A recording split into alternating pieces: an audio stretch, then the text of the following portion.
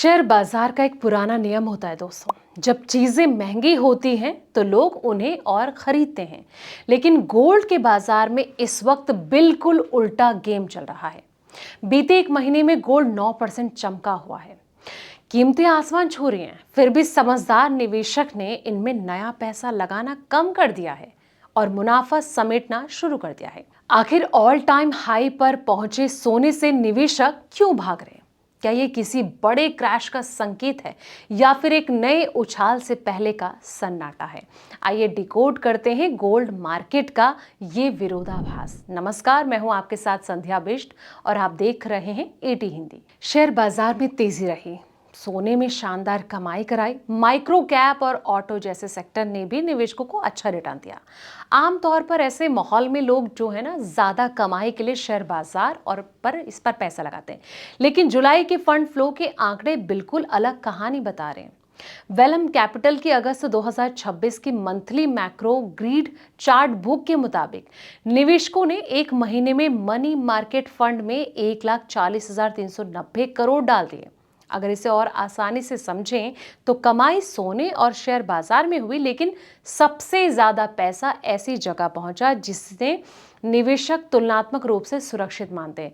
Report की सबसे दिलचस्प बात यह है कि जहां रिटर्न ज्यादा मिला वहां जरूरी नहीं कि नया निवेश भी बड़ा हो। वहीं जिन कैटेगरी का प्रदर्शन कमजोर रहा उनमें भारी पैसा जाता नजर आया। और इस उल्टी कहानी को सोने, टेक्नोलॉजी और लार्ज कैप फंड के आंकड़े से आसानी से समझा जा सकता है दोस्तों। ऐसे में गोल्ड ने शेयर बाजार से 5 गुना ज्यादा रिटर्न दिया।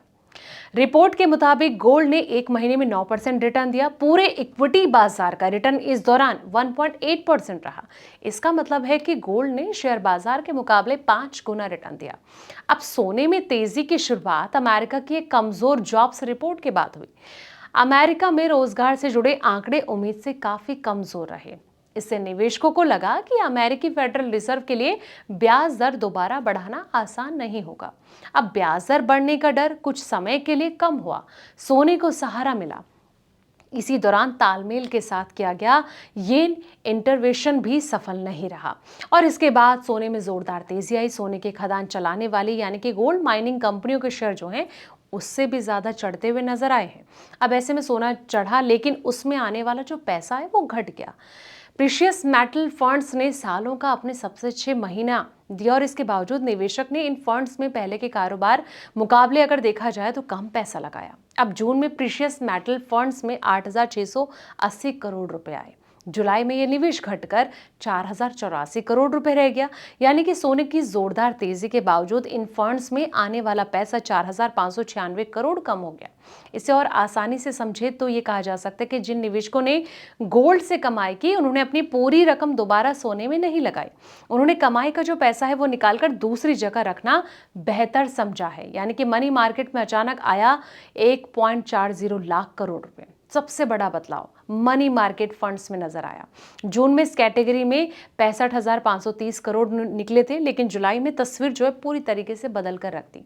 इस फंड्स में 1,40,390 करोड़ रुपए का निवेश आया। अब केवल एक महीने में मनी मार्केट फंड के नेट फंड फ्लो में 2,05,920 करोड़ रुपए का बड़ा बदलाव हुआ। यानी कि मनी मार्केट में एक महीने में सिर्फ 0.5% रिटर्न दिया। इसके बावजूद सबसे ज्यादा पैसा इसी कैटेगरी ने जुटाया है दोस्तों।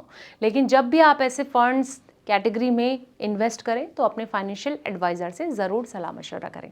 इस रिपोर्ट में इतना ही। तब तक के लिए आप देखते रहें एटी हिंदी।